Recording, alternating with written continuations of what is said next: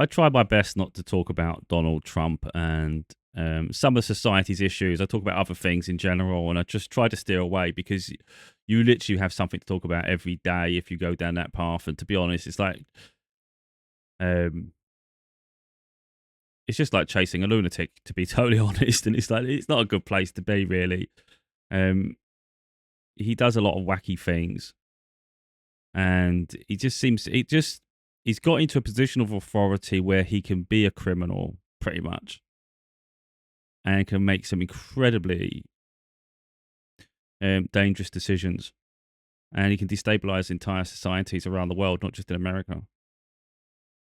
And so his corruption doesn't seem to hold any bounds. So, for instance, it seems to me that people can offer him things, and he will do nice things for them. So it's like he uses his executive orders at will. So there might be someone who's done some incredibly bad things, whether it's fraud, whether it's anything and anything. But if he sees like you're investing in him, you're giving him something, he'll extend a hand to you and he'll save you. And so yeah, I don't want to go too deep here because, well, I might as well actually while we're at it, because I've seen some comments in other videos, and again, I try not to react, I just get on. There's talk a lot of the time about the fact that America is losing an awful lot of tourism at the moment. The tourist industry is suffering. And the thing is, a lot of people, when they think of that, you just naturally think of the major places. Maybe you're thinking like New York, Florida, California, wherever's popular with tourism. But the reality is tourism extends across the whole country. And I think, yeah, the large establishments will take a hit, like the Disney Worlds and all the other big the places. But you're going to find it's the smaller establishments that truly suffer, because that's where like just the normal average person is relying upon like business through service. So you might have like restaurants and places like that, even just smaller places that rely on an influx of people. All of a sudden they start closing, people lose their jobs. It's so when you hear of this large amounts of money that's not coming in through tourism, it's easy to think, oh, that only affects certain regions or certain establishments, but it actually affects the everyday person. If you're in the tourism industry or hospitality or anything like that, and it could be anywhere around the country, it doesn't just have to be those hot spots, because there's other places around. America's huge. There's always something to see, and there's places to go. People are not just traveling to the obvious places. And, so it is a huge knock-on effect. And I just saw someone's comment on a video I was just watching, and I just thought, a lot of Americans don't get it. I think a lot of them do, but there's some that just they will never get their head out their ass. They think that the only people that are worried about coming into America, for instance, are those that are intending to overstay their welcome, and it's their visas and things. That's not the case at all. They don't like, or they're very concerned, really, with the policies when you reach the border. Because I'm going to talk from personal experience. Like, why won't I travel to America right now? I've always liked America. Like, I like travel. I think America's got like great places to visit. I would much rather stay in Europe. Europe's far more friendly. It's a shorter trip. It's incredibly beautiful. I think a lot of people sleep on Europe, especially I think people in America. They don't realize how beautiful Europe is, how diverse the culture is, and the history. It's incredible. You go anywhere along the Mediterranean, and it'll blow your mind. So I think the idea that just America's great and the rest of the world is not very good. It's like you just have most of those people have not stepped outside their country, or at least travelled overseas. Maybe they've gone Canada or Mexico, but that's the extent of their experiences. America, Canada, Mexico. It's like not even going anywhere. That's like me living in England and going over to Wales and Scotland. You haven't even gone across the ocean yet. So I think you've seen parts of the world you don't really know. So from my point of view, there's a few things. First of all, the human rights issues in America in general. So, of course, once you're in a country, you're sort of like bound by their laws and rules and regulations and things anyway. So it's not the case of you can just live the way you do in your home country. You have to get on in whatever way that is. And of course, that extends as well to the healthcare system, which is incredibly overpriced. And yeah, I mean, the whole process with that. So you're going to be stuck with it. You have to get travel insurance. I've seen firsthand through family members, travel insurance isn't always good enough. So ideally, you do need a credit card, because sometimes those hospitals, those facilities, they want you to pay up front, and then you have to reimburse through your travel insurance. So if you don't have the facility to pay, I don't know how that gets dealt with. It's just corrupt as shit. You don't have that issue anywhere else. The other issue for me, this is what I'm telling you, I'm going to talk from my worries, my concerns. and then people can talk nonsense. It's all right when you're in that country, because you're not worrying about those things. Everybody else has to. Bear in mind, some of us are coming from very, very stable countries in the first place. Like, I don't see an upgrade from England to America. I mean, some people will, but then some people in America love to come to England. So I think there's a balance to be had. I like my country, and again, I'm not going to go on a huge tangent on this because there's people that say I don't like it, I don't like. But get outside your own borders of your town and stuff. See the country. It's not. You know what I mean? It's the same with Americans. They see more of your country. So yeah, I'm not. I don't see it as an upgrade to travel there. So from that point of view, it's obviously got to be a reason, and of course, it's a nice experience to have. But the amount of obstacles you're going to have to go through to get there, it's like I can't be bothered with the hassle of that. I don't need this shit. So, like I said, you've obviously got the way of life there that you've got to transcend into. So, like I said, with the healthcare system, and even then, but the other issues are around the border checks. Like, for instance, you could travel 8-10 hour flight, and then you could just get rejected and turned back. I've seen reports like in comment sections of Canadians trying to get just cross the border into America, and apparently at border control they ask what your views are on Trump. And apparently, if it's not positive, you get denied entry for 5 years. You get banned from entering America for 5 years because you don't like Trump. This is an authoritarian state. It's a dictatorship. It's becoming incredibly dangerous. That's not a free land. That's not a place that makes you want to go, oh, I'm going to have my liberty and freedom, even though you've got this freaking Statue of Liberty. And it's supposed to represent all that. America is becoming incredibly toxic. So why would you want to go somewhere that is becoming very toxic? So on the one hand, you can get sent back. You're not allowed to entry. You're going to get banned just because you don't share the same view. So for instance, I don't like Trump. I think he's an absolute moron, a buffoon. So I might as well ban myself for the next 5 years. Then I don't need someone to ban me. I don't care. So you've got that side. The other side is once you gain entry, even if you get even at border control, for instance, they can access all your devices. They can take your mobile, your cell phone, and they can take it off you. They can go through it. Now that's an invasion of privacy, but it can go beyond that. What if they're they might put apps tracking data or anything on your phone? What happens if they manipulate the content on your phone and sort of plant things? We've seen it. I mean, obviously, I haven't seen it firsthand, but you see it in the media, in the news, even in movies and things. And most things come from some semblance of truth. The corruption. If they want to plant something on you to make it seem like you're this and you're that, they'll do that, won't they? We've seen it before with so many things in their history.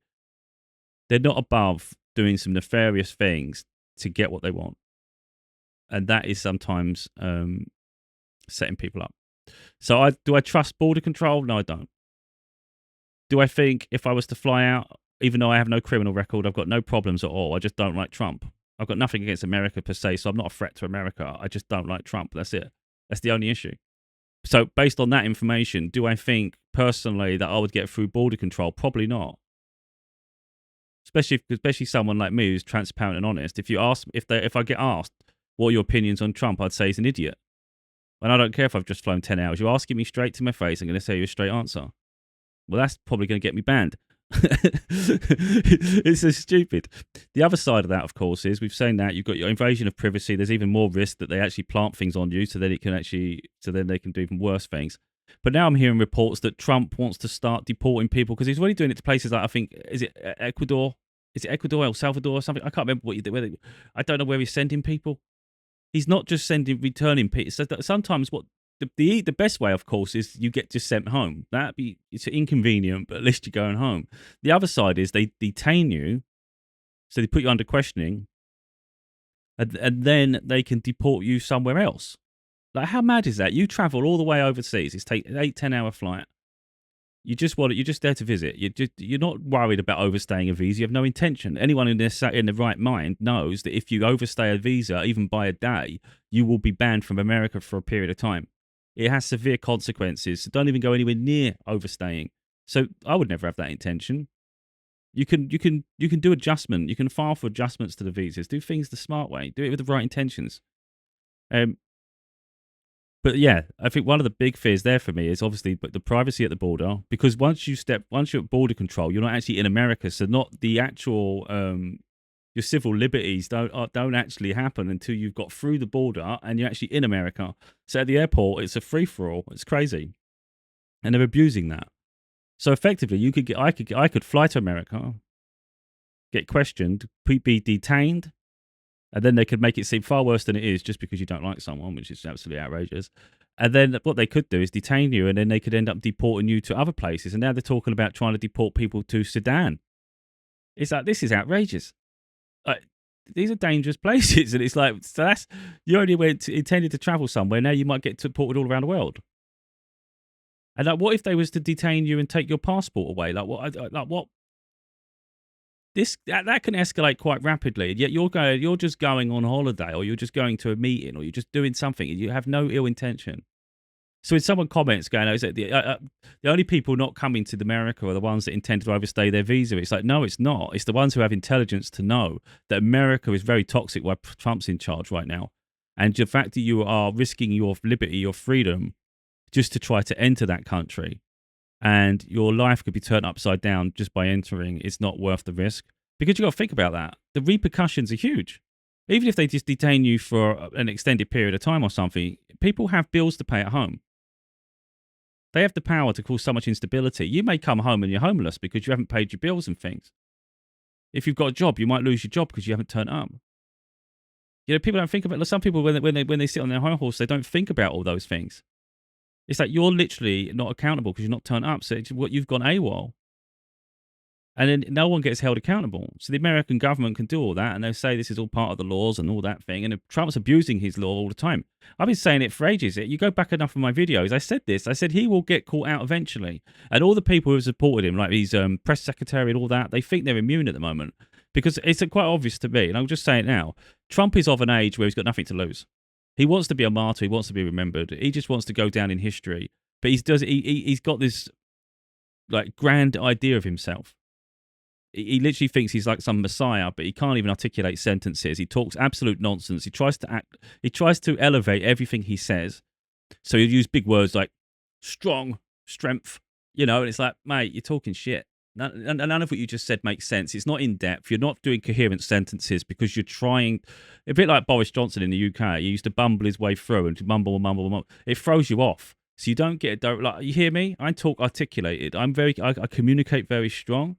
I don't mix my words. I don't deviate from what I'm saying. I don't try to manipulate. And that's what you don't get from a lot of people, especially these leaders who are supposed to be in control. You don't get direct answers, and it's never a coherent sentence. And it's frustrating as hell. And that's, for me, it shows that they're being deceptive. So Trump just wants to be a martyr, for instance. He's old now. He's got nothing to lose. You look at his age. He's got nothing to lose, has he? So I have no doubt in my mind personally that he's probably promised those who support him, like his press secretary and that, and they're all doing all dodgy things. I think he's promised them immunity. I'll do an executive order and you'll be immune from anything, so no one can accuse you of anything. You can't be done.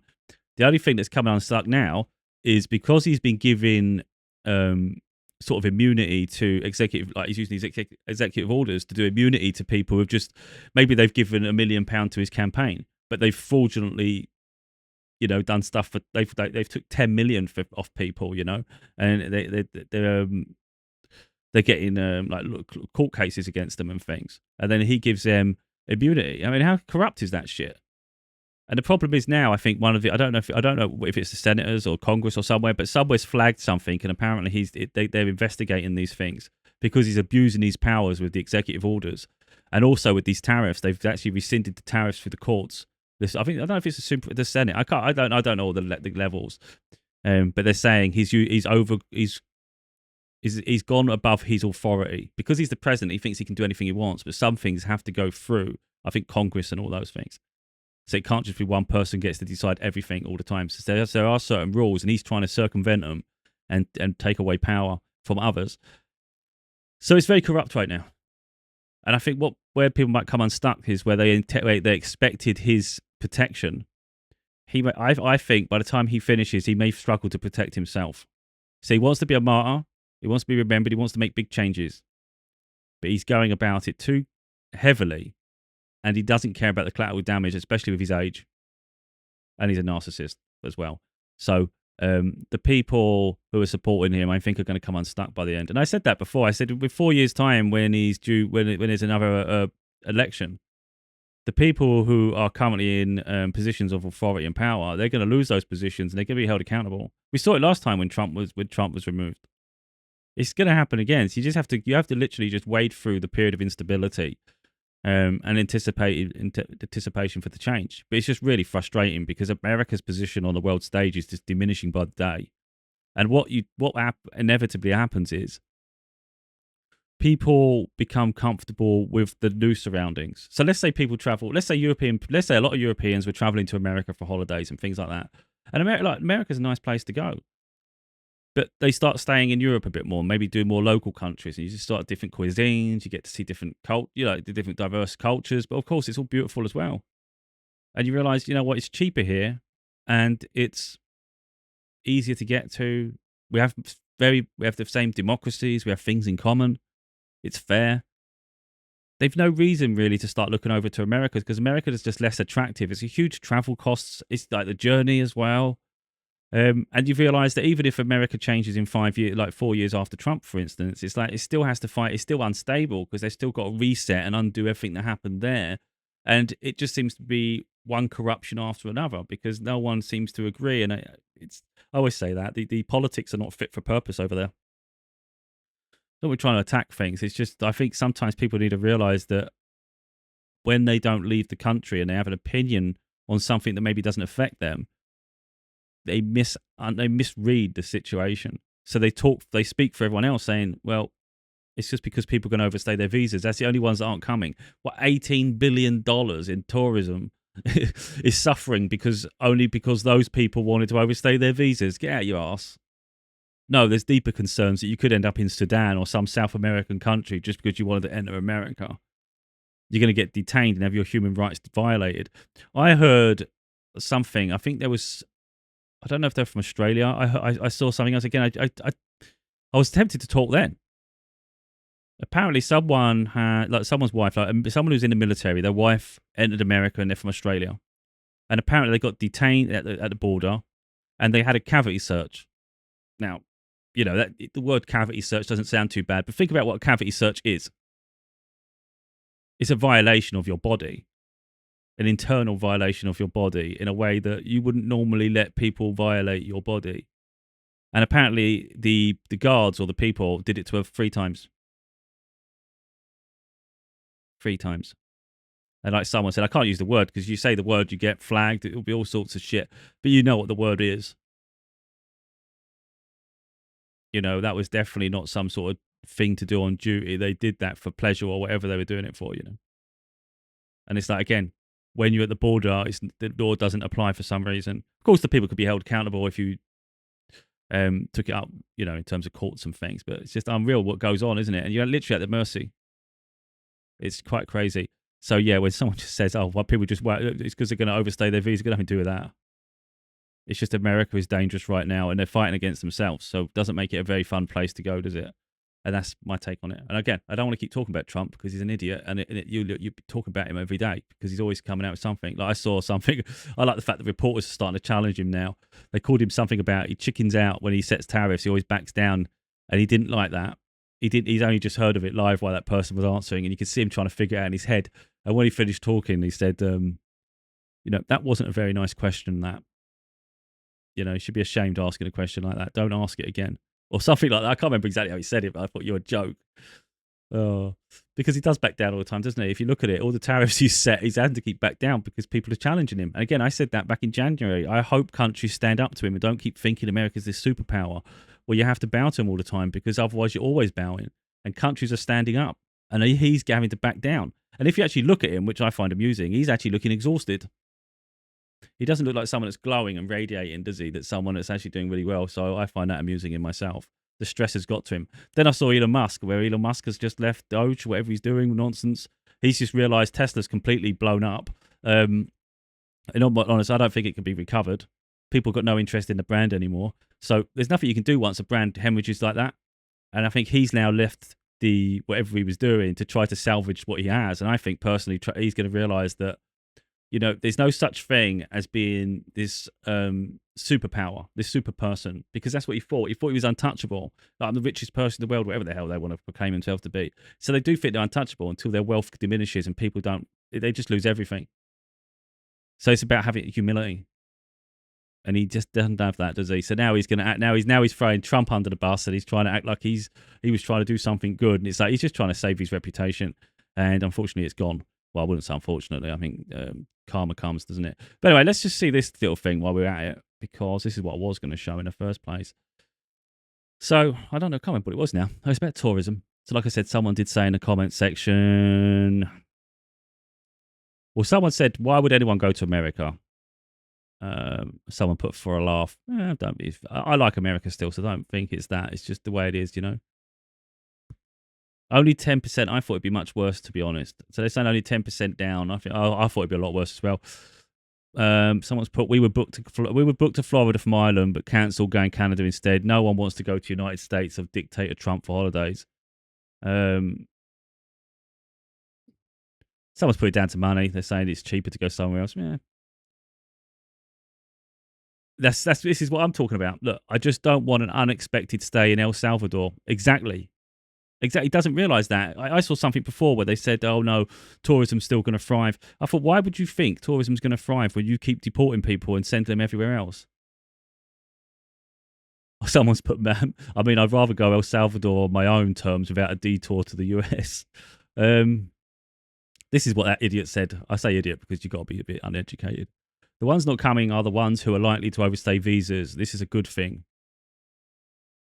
Someone said, "Must be sad to make up excuses for Trump all the time." But someone else has put, "How desperate is that statement? I am in the UK, travel 2 to 3 times a year to USA with work. Each year I double up a trip with holiday, take family of 4. Never again. All meetings are now teams and holiday anywhere but USA. USA has backstabbed its friends and allies too many times now. USA done for, even when the orange baboon's seen for what really is." So I'm saying it's going to take time to recover this, because even once Trump's gone, you don't want to reset every 4 years, for instance. America needs to show its loyalty now. And I'm not saying American people, because there's some intelligent American people, there's some dumb American people, and they're saying there's a dumb and everything. But it's the way the politics system is working, you know. Yeah, you don't know where you're going. Or people who don't want to holiday in 1930s Germany when lovely Canada is right next door. Donkey Donald, best friend. I don't want to go too far with this. Education is definitely banned in the US. Exactly, because Trump doesn't want to be challenged. So he doesn't want people being educated enough to compete with the establishment, pretty much. They just want everyone subservient. So education's a bad thing under Trump for sure. People are overreacting. This is what they contradict themselves entirely in one like paragraph. People are overreacting. I heard the US are most likely okay with white people visiting. Probably. So they weren't even certain. There's no way I'd risk right now. Won't be looking anything for USA until after Trump is out of office. Planned a big trip for next spring, but not now. They're advertising like mad on TV. Come to America. I'm still going. Love it. Well, that's if you get in. You can love it. You can't. You can love it at the border. Yeah, look. It will get worse. Visitors to the US are now being looked down upon. Holidaying in the US now has a huge social stigma attached to it. I wouldn't say social stigma. There's a stigma attached to it. There's nothing wrong with like. I wouldn't feel like bad. Like if I managed to get through border control and I'm having a good holiday, I wouldn't feel like, oh, people are going to think bad of me. I'm in America. I wouldn't think that at all. But I think getting through the border is the challenge. You just don't know, do you? Oh, it's crazy. From Sweden, cancelled my 5-week trip to USA because of Trump. What's happening in the USA? Again, look, you can go through the whole comments yourself to these videos. Visitors are shunning the United States. We're seeing an increasing number of international travelers choose to go elsewhere. Fresh research from Oxford Economics estimates that the U.S. is going to see an $8.5 billion drop-off in spending from foreign visitors. Oh, 8.5, not 18. This year. And some estimates are even more staggering. You've got the World Travel and Tourism Organization estimating a $12.5 billion drop-off in spending this year. And we're already seeing it show up in the numbers. When you look at flight bookings to the United States between May and July, they're off more than 10%. It turns out. So yeah, I think it's going to be way more than 10% by the time this is finished, to be totally honest. Because it only takes the horror stories. That's the thing. Like it's like everything's live broadcasted nowadays, you know. And like I said, that woman getting violated 3 times. 3 times for what purpose? Like, what threat did she pose? I mean, obviously, I haven't seen her, I haven't seen the situation, but I can't see how the hell you would need to do an internal search of someone, an internal search, 3 times. Come on. That's highly suspect. So yeah. Yeah, I think people can think for themselves at this point. I don't need to keep harping on. That's why I say I don't like talking about him too much, to be honest, because he agitates me. And I think enough people report on the politics that I don't really need to be honest. But I just, I thought it was worth just talking about that issue, really, about the border control and the fact that there are deeper reasons as to why people are not traveling right now. And it's not just economic. There are other issues. And I think your human rights is quite important, isn't it? Because you might in your head go, I'm never traveling to this sort of country and that country because it's quite dangerous. Next thing you know, America's sending you there. It's like, what? That was not on my plan. But anyway, yeah, it's quite mad.